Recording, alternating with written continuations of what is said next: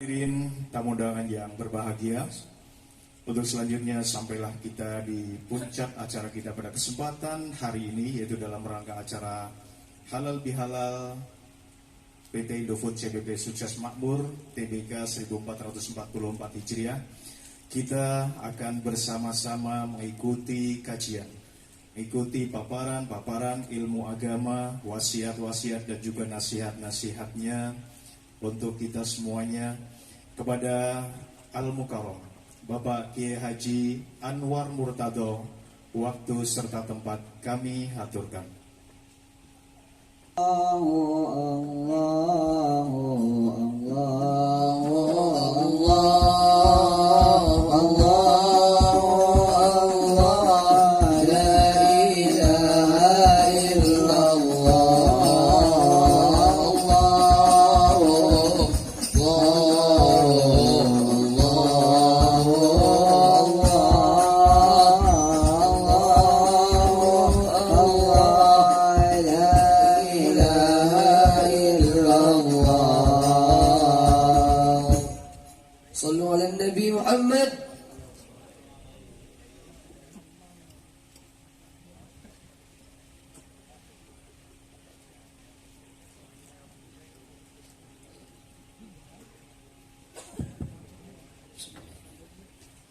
Assalamualaikum warahmatullahi wabarakatuh.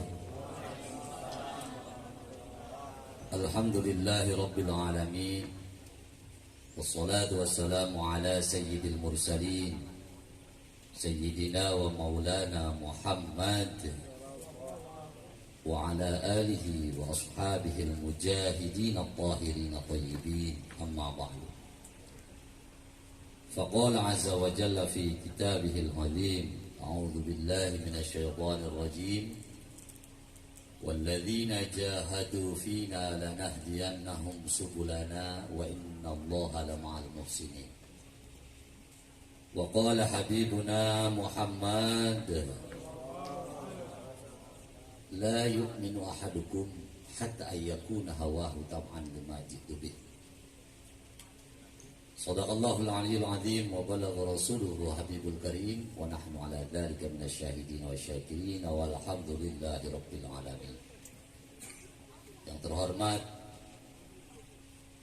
para pengurus atau pimpinan PT Indofood, baik dari kepala pabrik, manajer, personalia atau HRD yang hadir pada pagi ini, yang saya muliakan, para tokoh agama, para ustadz, para kiai, bapak-bapak dan ibu-ibu. Ada yang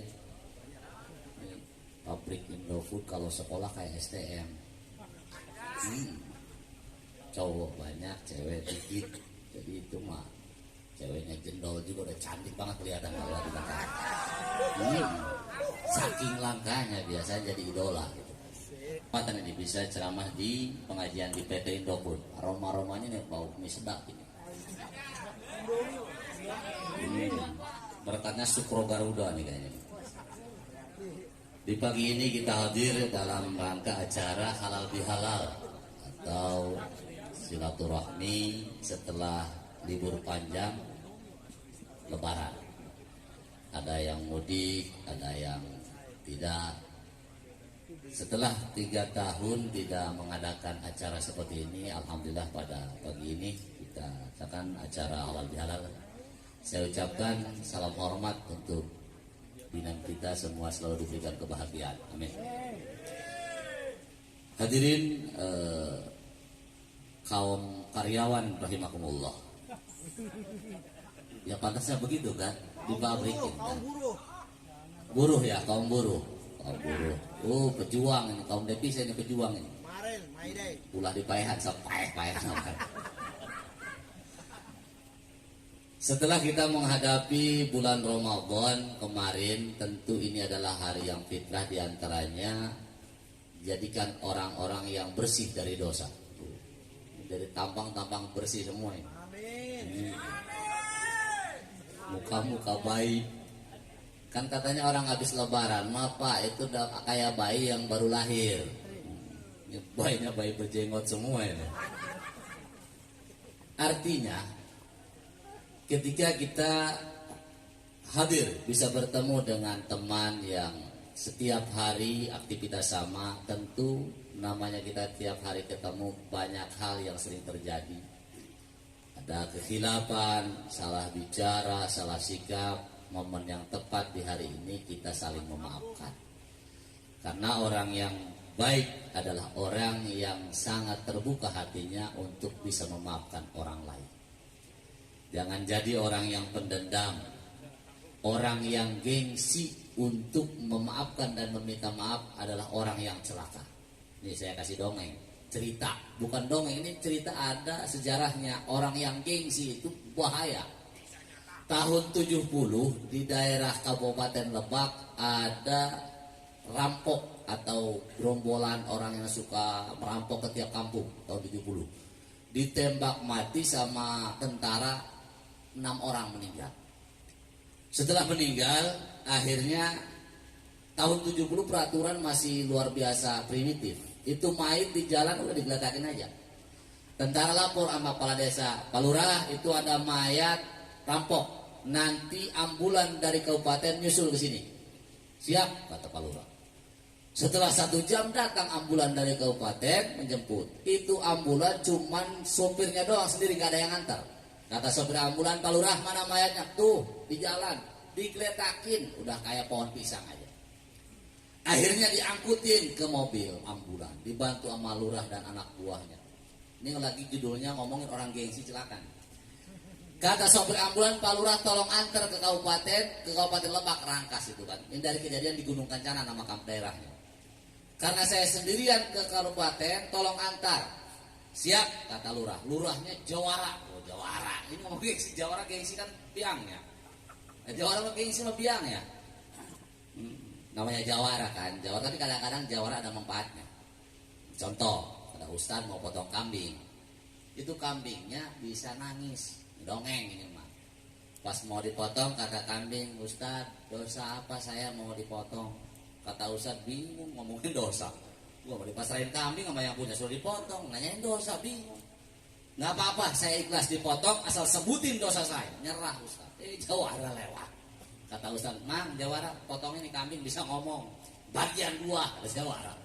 Langsung ambil golok. Mau dipotong, ngomong lagi kambing. Ustaz, Kamang Jawara dosa apa saya mau dipotong? Jawara malah langsung temu jawabannya. Banyak ngomong, kambing tetangga gua hamil sama lo, langsung dipotong. Jawara kan lama banget. Ini balik lagi, ini lurah di sono yang dijagain mayat rampok itu Jawara, tapi gengsinya ada. Diminta tolong sama sopir ambulan, tolong antar ke kabupaten ini mayat.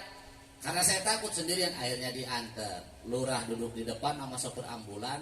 Lurah nyuruh centengnya anak buahnya suruh jagain mayat di belakang sama mayat 6 orang rampok yang ditumpukin udah kayak pohon pisang. Namanya tahun 70 jalan tuh masih jelek Pak.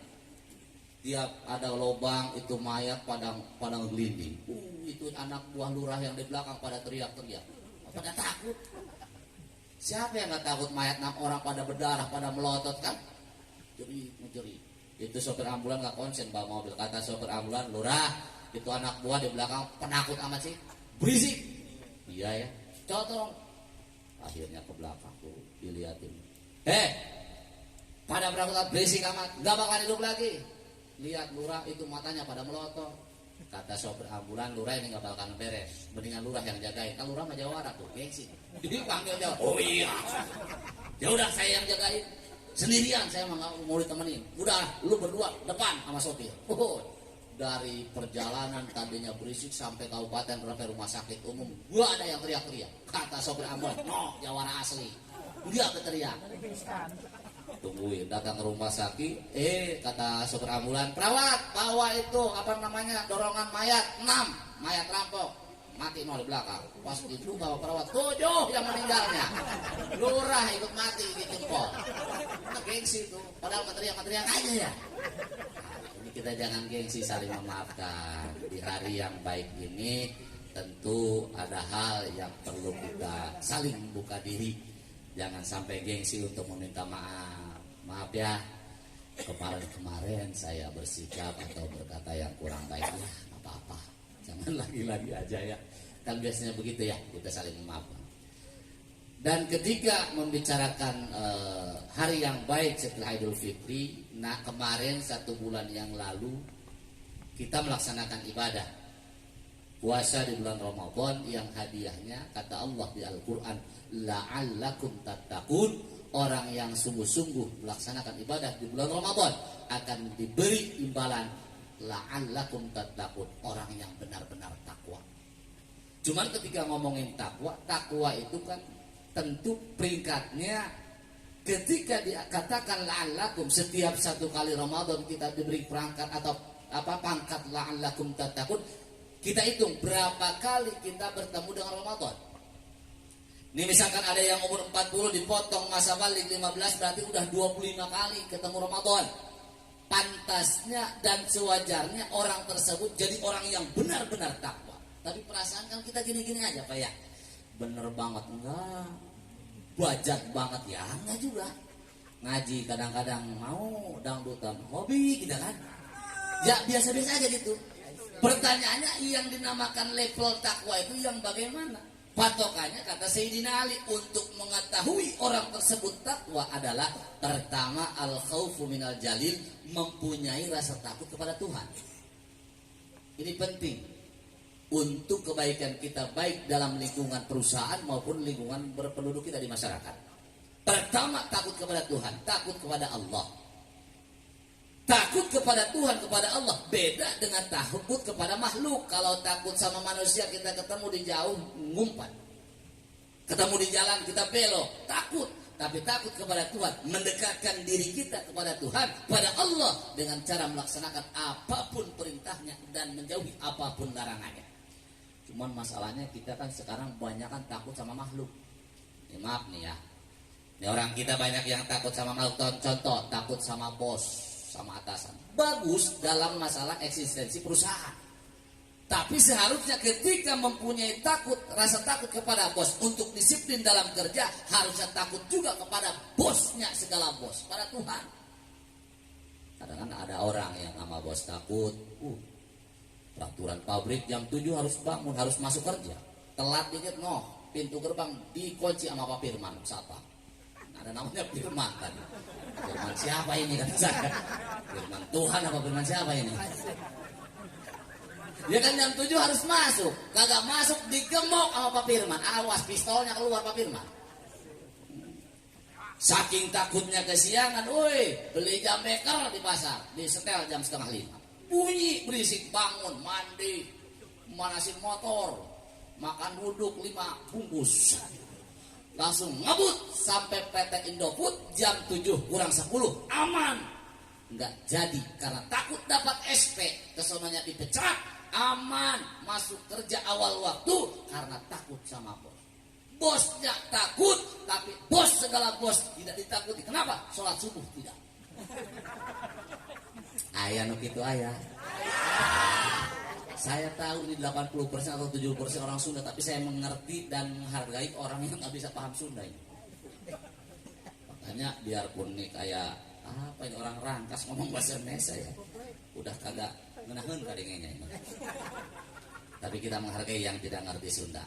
Saya berusaha untuk Pak Manajer untuk berusaha ngomong bahasa Indonesia biarpun nggak biasa. Bisa sama nggak biasa beda loh. Cuman bisa tapi nggak setiap hari dipakai, beda. Kalau kata bahasa Inggrisnya karagok.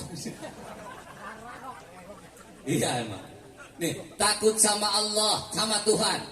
Cuman kita takut sama makhluk, sama bos. Bagus takut, tapi pantas dan seharusnya sama Tuhan lebih takut. Ada yang takut sama bos, takut sama atasan, takut sama penyakit.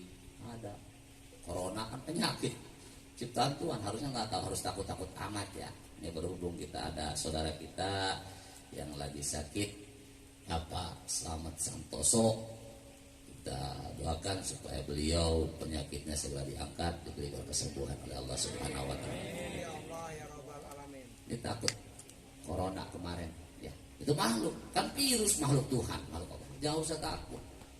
Prosedur kita tempuh, peraturan pemerintah kita ikuti, tapi pasrahkan hati kepada Tuhan, itu akan memberikan imun kekuatan yang bagus. Takwa kepada Allah adalah orang yang mempunyai rasa takut kepada Allah, bukan takut sama makhluk. Tapi kita kan kebanyakan takutnya sama makhluk. Maaf ngomong nih, ini yang takut sama makhluk nih banyak di sini. Sama bos mungkin nggak takut amat, sama penyakit biasa aja, sama aparat pejabat biasa aja. Ini takut sama makhluk, bukan bos, bukan atasan, takut sama istri. Itu istri makhluk apa bukan? Seharusnya nggak takut amat. Cemen banget kalau suami takut sama istri. Udah saya mau kenal sama orang-orang kayak begitu, udah malas. Harga dirinya dipertanyakan sebagai lelaki. Kalau saya, maaf, saya tidak ada kamu saya untuk takut sama istri. Cuman kebetulan istri saya lebih berani aja. Harus jangan takut lah sama istri, Pak. Ini kita sebagai lelaki bawahnya harus diperlihatkan, Pak. Anjuran dari ulama ada, tapi jangan takut. Kata Imam Ghazali, apa bikin anteng?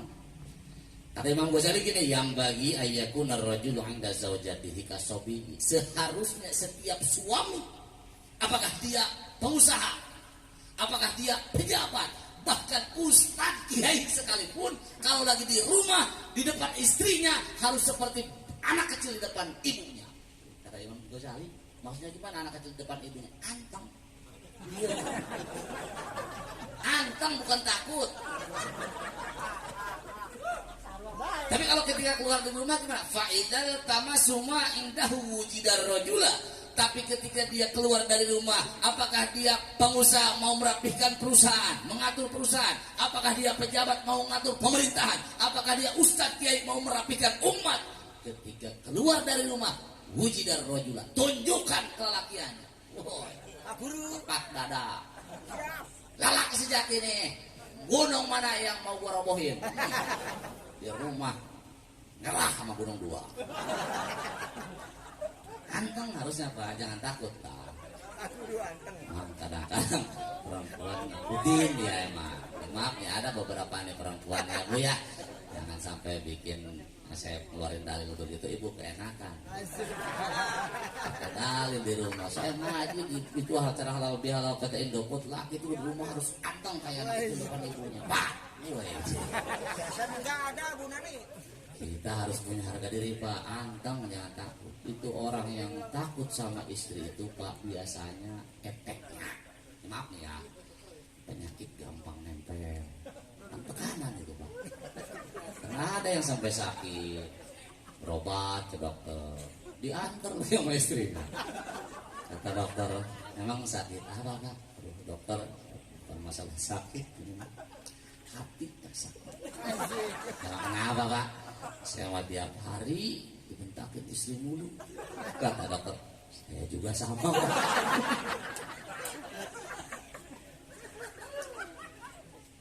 Emang kenapa? Dibilang, benar, saya galak banget, dokter, tolong gimana caranya? Udah, saya setel nanti, kata dokter. Bu, sini Bu, kata dokter. Iya, Pak dokter. Nih sini Bu, nih obatnya minum. Cuman ada yang lebih penting, lebih dari obat. Ini suami ibu sakitnya sudah parah. Parah dokter? Iya, jantungnya udah kena ini. Terus gimana? Obatnya minumin, tapi ada yang lebih penting dari obat. Tolong di rumah berikan sikap yang baik ya. Jangan dibentakin mulu, turutin apa maunya. Iya dokter, itu suaminya nggak dengerin, Pak, dari belakang. Mantap. Gajian anterin parcel. Pas pulang itu di jalan udah penasaran tuh suaminya. Nanya sama istrinya, Neng gimana? Kata dokter. Belakang nggak tahu, belakang nggak dengar. Ntar aja di rumah. Tanggung di jalan ngomong. Makin kencang penasaran. Gimana reaksi istri gua nih setelah dapat siraman rohani dari dokter nih. Datang ke rumah, Neng ini udah di rumah, gimana sakit bapak nih? Kata dokter, gini Pak, itu bapak sakitnya enggak malah aman. Obatnya minum, kalau sebelum minum makan dulu, ada nasi makan, gak ada, nyari sendiri. Wah, udah sembuh, jangan kelayaban kemana-mana. Di rumah senengin enak istri, kecuali kalau nyari duit. Kata yang sakit, Masya Allah, dokter nggak mempan. Dokter nggak mempan datang ke ustadz, ikut pengajian. Biasanya nggak ngaji, ikut ngaji. Beres ngaji langsung angkat tangan. Ustadz, Mang nih, numpang nanya nih kita. Ya. Nanya apa, Mang? Ini saya nih penasaran nih, bukan masalah tentang sholat puasa atau yang lain. Saya penasaran, ada pertanyaan. Emang benar itu Tad? Kalau kita nanti masuk surga, ini bakal disatuin sama istri kita? Kata Ustaz, iya bang, nanti sama satu barangin satu surga, satu ruangan. Aduh, Tad, repot amat. Sampai segitu mikirnya. Emang kenapa bang? Kayaknya takut amat dibarengin sama istri. Kan di surga nanti dikasih sok bidadari kan? Wih banyak bang bidadari. Padahal nggak bakalan ada yang dekat bidadari kan? Habis diamuk sama istri kita semua. Emang galak banget istrinya bang. Bukan galak-galak. Kita mah kebetulan punya istri. Motor ranking kalah sama suara istri kita. Tenang bang. Istri abang galak di dunia, di surga mah anteng. Ya mudah-mudahan kan. Itu bang, jangan bang. Jangan ada rasa takut sama istri. Hindarilah. Orang yang takut sama istri mah ada dongeng, nanti di akhirat diberesin kamu. Suami yang takut sama istri biasanya berdirinya di belakangnya istri, istrinya yang depan. Kata malaikat, cemen rombongan. Di Quran jelas ar-rijalu qawwamuna 'alan nisa, lelaki adalah pemimpin wanita. Mana buktinya kata malaikat? Ini cemen yang di belakangnya sama istrinya semua ini. Takut sama ada satu yang di depan, istrinya di belakang. Ini kata malaikat, nih lelaki sejati. Langsung disamperin sama malaikat. Orang mana pak? Bitung. Kalau bapak hebat, teman bapak ngejejer semua. Sama itu di belakangnya semua. Bapak hebat. Sebagai suami harus terpemimpin, makanya bapak pantas berdirinya di depan. Kata itu lakinya gimana? Lah malaikat bukan hebat-hebat amat. Kita mah di depan juga disuruh istri. Kata malaikat, lu mah lebih parah berarti di akhirat masih diatur sama istri. Nah, ya jangan takut sama Allah aja ya. Ibu, tolonglah yang perempuan ya, biar nggak banyak. Ini kita kan ngajinya lagi bareng-bareng, jangan terlalu. Kan namanya suami pak, kita kan laki nggak bakalan takut ya kalau istrinya nggak nakutin ya pak ya. Nakutin. Itu saya kalau ceramah di depan ibu saya omongin itu pak. Yang paling mudah masuk surga prosesnya adalah perempuan. Kenapa? Laki-laki agak sulit prosesnya. Perempuan gampang. Kuncinya satu, asal berbakti doang sama suami. Cuma aneh ketika Rasul Mi'raj di neraka lihat kebanyakan perempuan. Kira-kira apa? Salah masuk? Bukan. Banyak ngebentakin suaminya doang. Ya emang. Ya artinya kan kadang-kadang ya pak, itu istri itu mau apa ya, ini kita lagi ngobrol aja, takut ngenai ini istri kebagi dua itu pak, karakternya itu. Setelah saya survei dan saya ngobrol dengan ahli psikologi, beda-beda karakternya. Ada yang tipenya aktif, ada yang pasif. Yang aktif gimana? Nih, umum istri bapak banyak kan kayaknya begitu. Yang aktif, yang marah itu biasanya udah luar biasa. Kita ngomong satu dia udah 10. Kita baru melotot dia udah mecahin piring. Tipe aktif itu serem. Tapi ada yang lebih menakutkan. Tipe yang kedua ini langka, tapi ada tipe pasif. Yang gimana? Yang marahnya diem. Jangan ngerasa menang pak. Jangan ngerasa paling hebat, ngerasa paling menang ketika kita berantem sama istri kita diem. Itu lebih bahaya. Kejadian pak di Serang, lakinya ngajak berantem. Ngomong kasar keluar semua. Bahasa yang nggak pantas diucapkan diomongin. Istrinya gimana? Diam, pegang remote lihat TV. Udah tak marahnya. Kan enak suaminya pak. Dia berasa nggak punya lawan gua berantem ini. Penasaran? Emang kamu nggak marah sama abang? Marah aja. Kenapa diam? Saya mah kalau marah biasanya pakai bersih, nyikat kamar mandi, nyikat WC. Wih hebat, rajin amat. Iya, cuma nyikat WC-nya pakai sikat gigi yang dipakai bapak tiap hari. Itu kan istri yang diam begitu pak. Awas, jangan takut sama makhluk. Takut sama Tuhan, sama Allah akan menjadikan kita pribadi yang patuh, yang disiplin, yang memberikan energi positif dengan kebaikan-kebaikan, baik di lingkungan perusahaan maupun di rumah nanti. Yang seterusnya, ada hal yang sering kita takutkan, bukan makhluk ciptaan, tapi kondisi hidup yang seharusnya kita sandarkan kepada Allah, tapi kita merasa paling orang yang menakutkan dalam hal itu. Apa tuh? kita takut terhadap kondisi dan keadaan yang sudah Allah tentukan. Kita kan takutnya takut susah, takut miskin gitu kan. Ya, yang hadir semua takut miskin, takut ya? Jawab atau takutnya? Banget miskin masih sian miskin terhati mana? Atau orang susah takut susah kan gak nyambung. Kalau orang kaya takut susah wajar. Dari muka sih tampang kan susah semua, tapi ditanya takut miskin takut kan gak nyambung gitu. Iya, itu gampang nyirik. Apa membedain orang susah mah gampang. Kalau dikasih snack cepat ludas.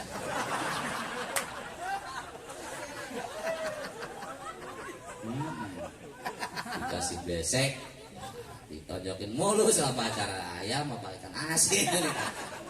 Gampang nyeri ini gitu kan. Intinya kondisi hidup yang sudah Allah tentukan kita harus bisa menerima dengan bijak. Apapun yang kita hadapi, apapun yang kita alami itu adalah rencana Tuhan. Boleh kita menempuh awal dengan niat yang baik, susun dengan skenario yang rapi, jalankan dengan disiplin yang bagus, ilmunya kita pakai dengan rapi, hasil akhir kita pasrahkan terhadap keputusan Allah. Susah, nasib lah.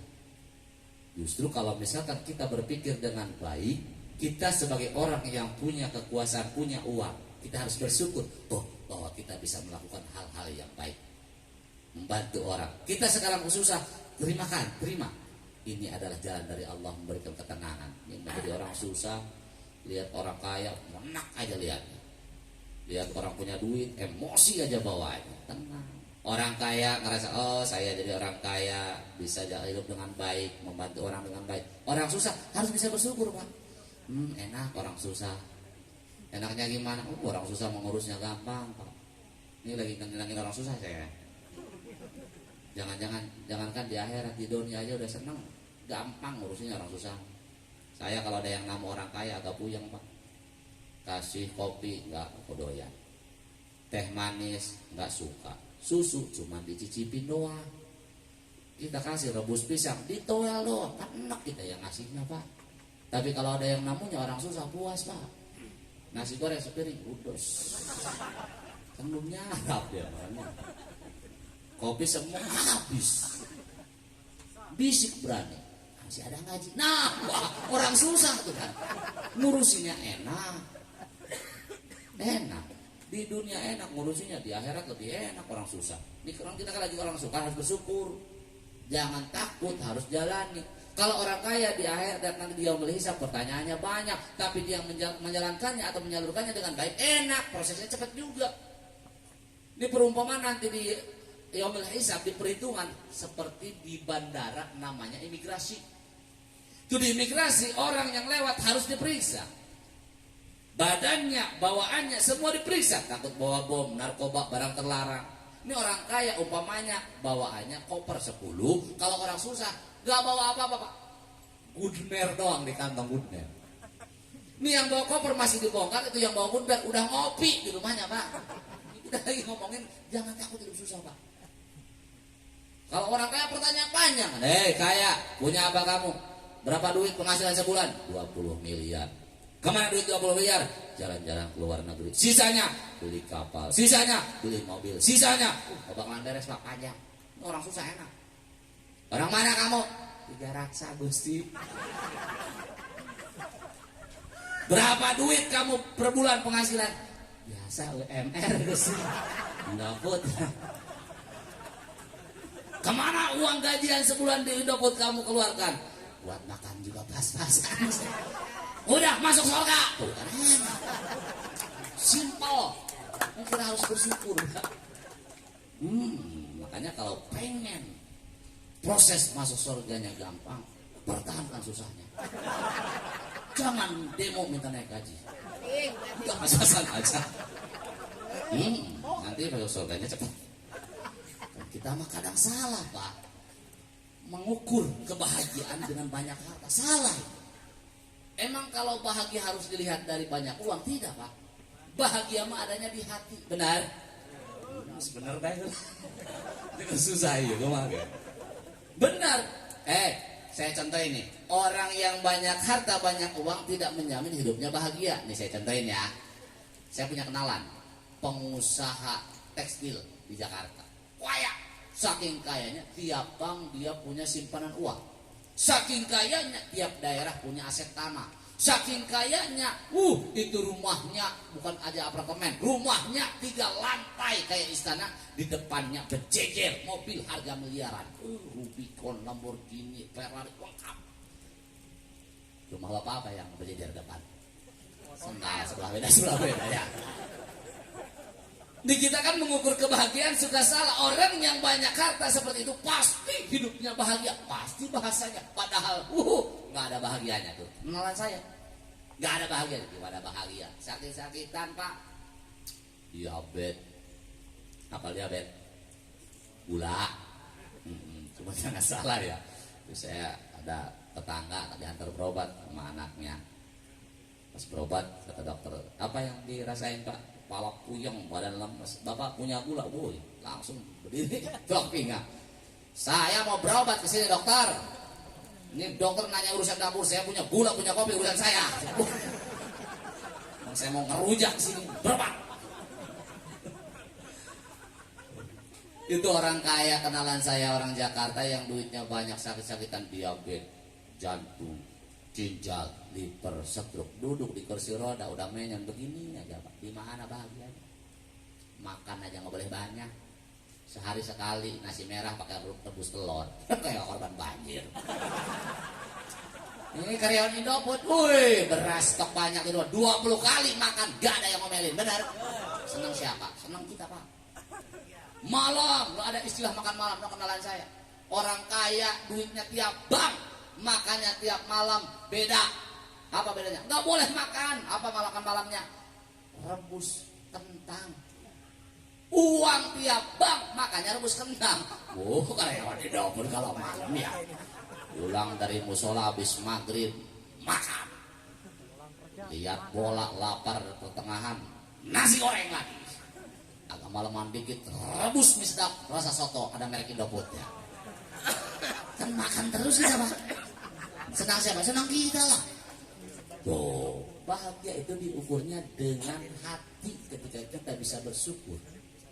Kenalan saya banyak uang, makan aja nggak boleh banyak. Istrinya cakep pak, cantik, orang kaya banyak uang, pilih-pilih nyari cewek lah. Iya, kayak artis, tinggi besar, bohai, bule. Orang kaya nyari istri pola pilih lah. Emang kita orang susah nyari istri nggak pola pilih kita apa? Temu cewek injek jempol kakinya. Udah gerak, ada nyawanya, kawin jadi kayak capung mukanya, gak apa-apa. Yang penting ada nyawanya. Iya kan kalau kata bahasa Inggrisnya kita yang penting ada lubangnya. Jadi injek bergerak, ada nyawanya, kawin langsung. Tapi bahagia. Itu teman saya yang istrinya kayak artis pak, nggak bahagia pak. Di mana bahagia? Sakit-sakitan. Lupa kata saya kan sakit-sakitan. Di kursi roda lakinya begini, itunya juga nggak bangun pak. Lihat istrinya lewat mau kamar mandi pakai handuk doang, pakai handuk lewat depan lakinya yang duduk di kursi roda. Pas dekat depan lakinya itu handuknya merosot. Kelihatan semua badannya yang bule, mulus dan bohai, lakinya yang sakit. Lihat istri telanjang, pengen nggak bisa ngapa-ngapain cuman. Di mana ya bahagianya? Di mana bahagianya pak?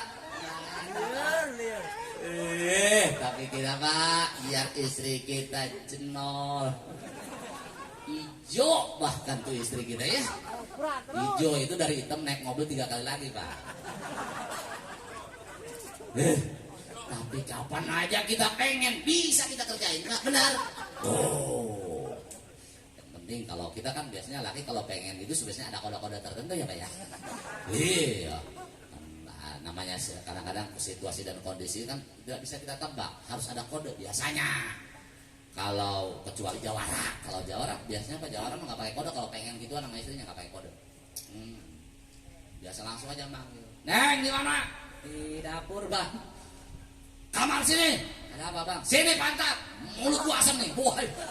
Sama pantat itu udah kayak rokok aja asem. Wah, beda ya. bapak-bapak kan biasanya kita ya, biasanya kode yang umum itu kalau lagi pengen ya biasanya dehem ya. Iya kalau malam-malam dehem istri kita udah paham biasanya. Ya, ada yang nggak paham mbak biasanya udah kita biasa aja tiduran di kamar. Sekali nggak mempan 2 kali dehemnya. Ini malahnya minum air hangat dah atau kadang-kadang begitu itu cewek. Ya kan biasanya laki kalau dehem udah nggak mempan kalau ya sejurus terakhir melongok ke kamar. Masih ada lapak di dalam. Ada lapak lega nggak? Sempit anak-anaknya. Wah pengen ngelap aja. Malam ini mah gua dingin.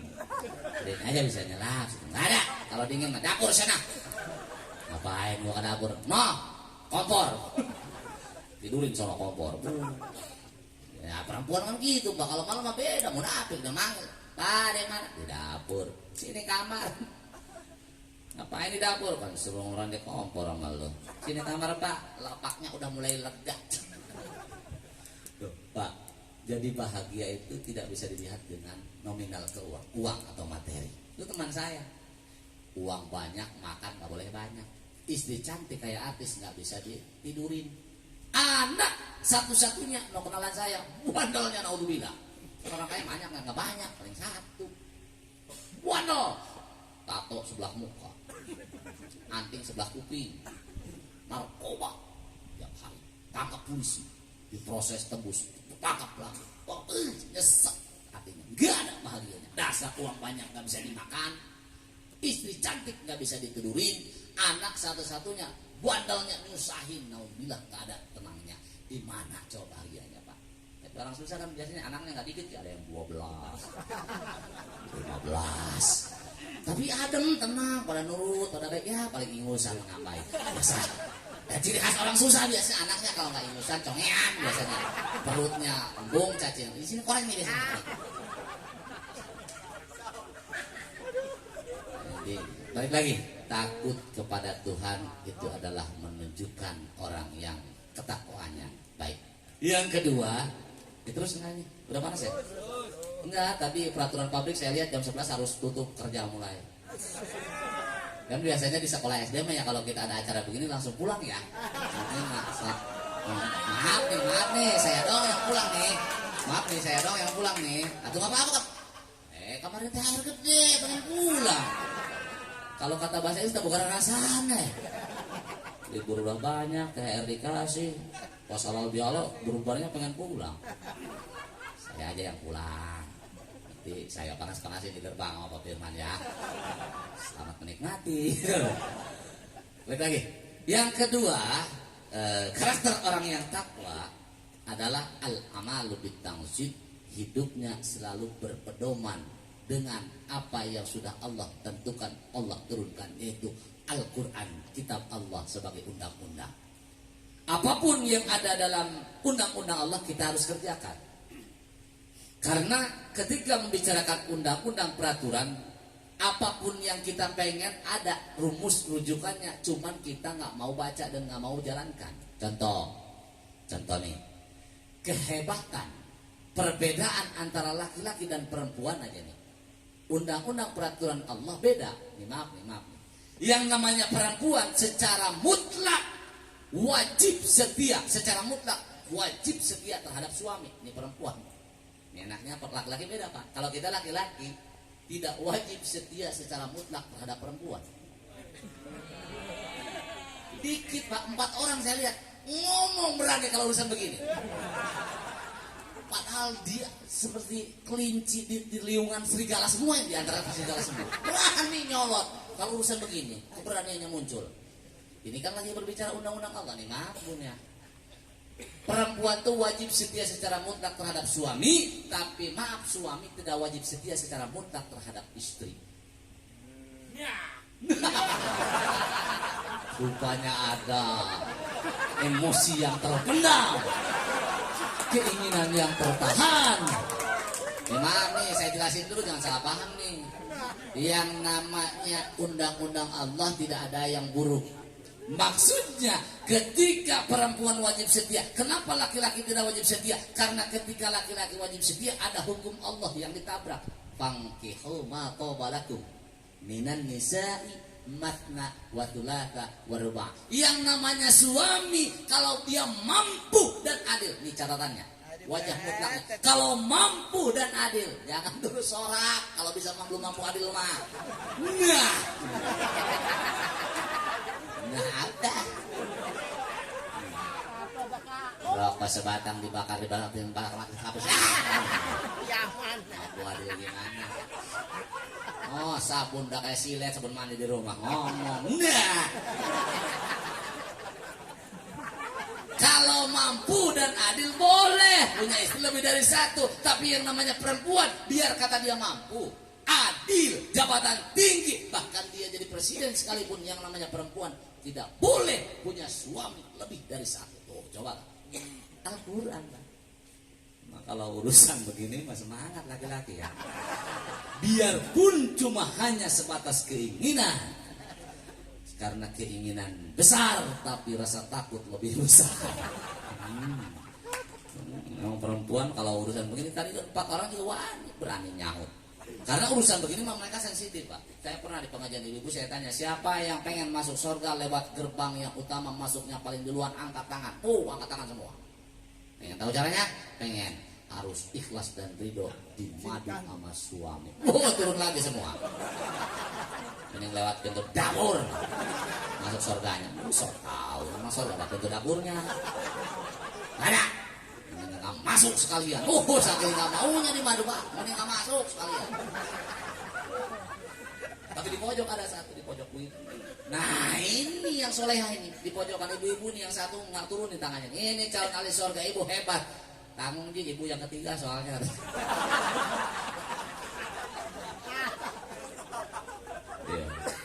Al-Quran. Yang ketiga apa? Pedoman atau karakter orang yang takwa, ar-ridha bil qalil. Orang yang takwa adalah orang yang bisa menerima apa yang sudah Allah putuskan. Ini kan masalah nasib, Pak. Rezeki, hidup, mati, apapun yang dalam hidup kita, jodoh, celaka, sakit, itu adalah nasib yang sudah Tuhan Allah tentukan. Pak, ini ngomongin nasib ini dari pas bujangan kita pengennya sama, Pak. Pengen punya istri yang cantik lah, minimal kayak Luna Maya, turunan terhormat, punya titel atau kerjaan yang bagus. Kan bujangan orang begitu cita-citanya. Pas dapat cuma anak ini doang, petani biasa, malah jendol hitam lagi. Dapat itu nasib itu, Pak. Nasib harus terima, Pak. Gak apa-apa. Yang penting mah ada lubangnya kalau kata ini sekarang. Nasib Allah yang menentukan. Ketika kita dulu waktu bujangan, pengen dapat kerjaan yang baik, minimal jadi HRD, atau maksimal jadi direktur utama lah, salah manajer gitu. Tapi kan pas dapat karyawan, itu nasib yang sudah Allah tentukan. Terima, wardo bima qasamallah lakatakun adnanas. Ridho dengan apa yang sudah Tuhan putuskan, yang Allah tentukan, kita akan jadi orang yang kaya. Kaya itu bukan dari jumlah, bukan dari nominal. Kaya itu dari hati. Berapapun yang kita dapat, ketika kita ridho akan merasa cukup. Benar? Maaf nih Pak. Ini contoh, kita penghasilan cuman gaji UMR, kita pasrahin sama istri. Ketika kita memasrahkan sama istri, istri kita itu bisa menerima apa yang kita bawa, apa yang kita kasih, karena hakikatnya itu rezeki dari Allah. Dapat rezeki 20.000, kita pengen makan daging sapi, tapi 20.000 nggak cukup untuk beli daging sapi, paling pakai cebanan padangnya. Tapi yang namanya dipasrahkan sama istri, kata istri ini 20.000 beli daging sapi nggak cukup. Istri kita bisa mengatur dengan baik, ridho. Duit 20.000 diamanin, digunakan, difungsikan dengan sebaik mungkin. Pas datang pedagang sayuran, dilihat sama istri kita, nih daging ayam nggak cukup, telur masih banyak kebutuhan yang lain. Nah, ini sedikit berapa nih Pak? 3.000, beli sama istri kita yang 3.000. Pengen daging sapi, dibeli yang sedikit 3.000. Apa? Genjer. Ini orang ridho itu. Genjer dipasak sama istri kita, dibumbuin. Setelah matang itu oseng atau tumis genjer, dipanggillah kita sebagai suami dan anak kita. Kita makan bareng itu sayur atau tumis genjer, oseng genjer. Pengen makan daging sapi, buktinya masak genjer. Tapi ridho sama Allah, syukur sama rezeki dari Allah. Biarpun itu yang dimakan genjer, segenjer-genjernya, insya Allah rasa genjer. Pahala rasa daging sapi ya. Mau sholat hajat dulu, kayak yasinan dulu, kayak genjer tetap rasanya. Tapi biar kata rasanya rasa genjer, orang yang syukur kepada Allah itu genjer yang dimakan rasanya genjer, yakin besok keluar genjer di balik. Intinya kita harus bisa bersyukur dengan apa yang sudah Allah putuskan. Yang terakhir, yang keempat, apa karakter orang takwa? Al-istidad liyaumir rahim. Orang yang takwa adalah orang yang menjadikan hidupnya sebagai ladang untuk mengumpulkan bekal untuk pulang. Kita akan bakal pulang Pak ya. Pulang, nanti pulangnya ada yang kemana. Kan pulang terakhir Pak, maksud saya pulang terakhir Pak. Mati. Kita bakal mati semua Pak ya. Kan urusan begitu mah gak lihat umur Pak. Kadang yang tua bisa belakangan, yang muda bisa duluan. Maaf nih Pak ya, saya umur baru 36 lah, masih muda. Pak Basori udah bentar lagi pensiun ya. Pak Basori maaf, tahu mak tuh duluan saya Pak Basori. Gotong Pak Basori kuburan. Enggak lah, saya kalau usul ada kesopan saya dulu orang tua. Enggak, Pak Basori sehat panjang umur. Bentar lagi pensiun Pak Basori, setahun lagi Pak Basori ya. Yang namanya umur kita kan nggak tahu Pak. Kapan aja bisa Pak. Siapapun orangnya, setinggi apapun pangkat kedudukannya, Allah sudah menentukan ajalnya datang, mati Pak. Sakti ini mah, saktinya akrab sama malaikat Jibril. Ada Pak. Namanya itu Mang Arsamin. Di mana di dongeng Pak. Mang Arsamin saking akrabnya ketika malaikat Israel mau ngambil nyawanya itu minta izin dulu Pak. Kata malaikat Jibril, "Men, lagi ngapain?" "Ngopi malaikat." "Kenapa malaikat?" "Tugas dari Allah men." "Tugas apa?" "Suruh nyabut nyawa." "Loh, yang bener malaikat, kita kan CS. Ada istilah CS men. Yang tugas dari Allah, ada buktinya. Lihat di bukunya, nama lo nomor 1 Arsamin. Hitung. Bisa ditawar, gak bisa men. Namanya orang nggak mau yang meninggal Pak. Akhirnya Arsamin ngakal. "Oke malaikat, ini sebelum gua diambil nyawa, gua ada permintaan terakhir." "Apa?" "Gua pengen makan bareng dulu sama lu." "Dongeng Pak, aslinya malaikat mana yang makan? Gak ada Pak." "Oke," kata malaikat, makan bareng, taunya nasi, sayur, lauk, kasih obat tidur sama Arsamin. Habis makan mereka ketiduran. Ambil bukunya Arsamin, coret namanya Arsamin, coret, pindahin ke bawah, paling kecil nulisnya Arsamin. Gak bakalan mati, gua aman. Pas bangun malaikat tidur, "Waduh men, mantep amat nih makan." Gua sampai tuh, "Iyalah." "Oke men, makan sudah, tinggal tugas harus dilaksanakan, ngambil nyawa kamu harus disegerakan." "Siap, silahkan." Pede, mau dipindahin Pak. Taunya malaikat Jibril ngelamun, "Tar lu men, lu baik CS gua udah ngasih makan, gua juga punya perasaan men. Hari ini peraturan gua rubah, ngambil nyawa nggak dari atas dulu, dari bawah dulu." Mati aja Pak. Biar kata dongeng, mati dulu. Bekal, lagi-lagi kita harus mengumpulkan bekal sebagai nanti buat pulang. Apa bekalnya kita sebagai manusia punya tugas dari Allah? 2. Pertama, sebagai abid diperintahkan ibadah kepada Allah. Yang kedua, sebagai khalifah. Apa khalifah? Ar-riayatul masalihul ijtimaiyah. Sebagai khalifah untuk memberikan manfaat pada sesama. Itu adalah tugas sebagai manusia. Artinya ketika kepada Tuhan kita beribadah dan kepada manusia ataupun makhluk Allah yang lain kita bermanfaat, itu baru disebut manusia. Jangan sama Tuhan yang baik, sama Allah beribadah, tapi sama manusia tidak ada baiknya. Itu belum sempurna disebut manusia. Contoh, salah satu hal yang menjadikan bekal adalah silaturahmi kita Pak. Nih kumpul kita nih hari ini silaturahmi. Silaturahmi adalah menunjukkan bahwa kita tidak bisa hidup sendiri Pak. Maaf Pak, ini ngomongin silaturahmi, secara hukum sosialnya kita menunjukkan butuh sama orang lain Pak. Siapa yang bisa hidup sendiri? Tidak ada.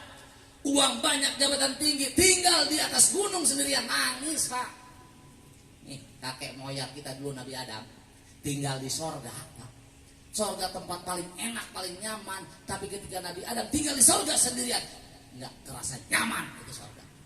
Tapi ketika Allah ciptakan ibunda Hawa, baru terasa nyaman itu sorga, Pak. Berarti yang bikin enak emang perempuan, Pak. Ini ngomongin silaturahmi, Pak. Artinya gini, Pak. Kita sebelum sama tetangga, sama satu kampung, satu pabrik, satu rumah, satu rami, silaturahmi. Kan banyak orang yang biasanya sama orang lain akur, sama tetangga baik, sama teman atau sama satu rumah, sama istri berantem. Awas nih, silaturahminya kurang bagus sama istri, Pak. Untuk memupuk silaturahmi kita, menghargai istri, kita harus berprinsip dan berpikir bahwa istri kita adalah manusia yang paling berguna ada di rumah kita. Maaf, Pak. Maaf nih, Pak ya. Lagi di rumah kita itu kalah sama istri fungsinya, Pak. Lagi di rumah. Makhluk hebat yang namanya perempuan nih ngurusin rumah, Pak. Dia mah hebat, Pak. Aneh, perempuan yang suaminya kerja keluar negeri 5 tahun 10 tahun rumah rapi, Pak. Ini kita maaf setengah hari aja ngurus rumah. Gak bakalan bisa. Ngurusin anak hebat. Ini yang namanya perempuan kalau lagi makan anak yang kecil buang air di celana itu makan berhenti dulu, Pak. Ngebokin anak dulu. Beres ngebokin anak makan lagi, Pak. Kuning di kukunya. Tetap nafsu makan.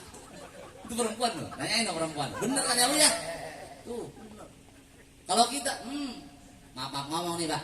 Kalau misalkan nasibnya kita pindahin, Pak ya. Istri kita lagi nggak ada nih. Kita lagi makan, Pak. Anak yang kecil buang air di celana. Tuh nasib anak sama nggak sama ibu sama istri kita diurusinnya? Nggak. Tahu anak nyangkut di genteng di telapung gitu. Tendang sama dia makan berak lagi. Kita makan sama anak enak aja bawahnya, Pak ya. Iya. Ya kalau kepaksa harus nyebokin anak gak bakalan sama kayak perempuan, Pak gitu. Paling anak diteplokin, ditempel di tembok kayak cakep. Pegang pundaknya kayak megang setang motor. Celana diprosotin pakai tangan enggak, Pak? Jempol kali, Pak. Terus nyebokin pakai tangan langsung enggak, ngambil selang biasa cuci motor, mundur 5 meter, jegang, wow, suruh ngangkang, semprot ke jauh, bersinggah, woi, air mana-mana. Gak bisa kita, Pak. Makanya yang namanya kita harus menghargai perempuan di rumah. Silaturahmi setelah jatuh rumah kita satu tetangga, satu kampung, di pabrik, semua karyawan, atasan harus dijaga silaturahmi. Karena ketika silaturahmi menunjukkan bahwa kita bisa mengumpulkan bekal buat pulang nanti. Sebagai bekal ketika silaturahmi kita baik kepada Allah, kepada Tuhan kita baik, dan kepada sesama kita baik, itu adalah bekal yang paling baik. Ketika semuanya terkumpul, kita akan jadi orang yang berguna, yang nanti akan menjadikan surganya Allah Subhanahu. Paham nih, paham? Ya udah, kalau paham mohon maaf dan terima kasih. Assalamualaikum warahmatullahi wabarakatuh. Doa ya.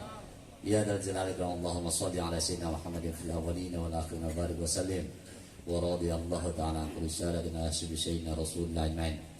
اللهم صل على سيدنا محمد صلاة تنجينا بها من جميع الأحوال والآفات وتقضي لنا بها جميع الحاجات وتطهرنا بها من جميع السيئات وترفعنا بها عندك على درجات وتبلغنا بها أقصى الغايات من جميع الخيرات في الحياة وبعد الممات إنك على كل شيء قدير. اللهم اجعلنا واجعل أولادنا من أهل الخير ولا تجعلنا وإياهم من أهل الشر والضير. اللهم خشر مقاصدنا وبلغ مرادنا بالخير من مقاصد الدنيا والآخرة. اللهم إنا نسألك علما نافعا ورزقا واسعا حلالا طيبا مباركا بغير طعام ونصلي إنك على كل شيء قدير. ربنا أدخلنا مدخل شرك وأخرجنا مخرج شرك واجعلنا من لدنك سلطانا نصيرا. ربنا آتنا في الدنيا حسنة وفي الآخرة حسنة وقنا عذاب النار. صل وسلم على جميع الأنبياء والمرسلين والحمد لله رب العالمين. السلام عليكم ورحمة الله وبركاته.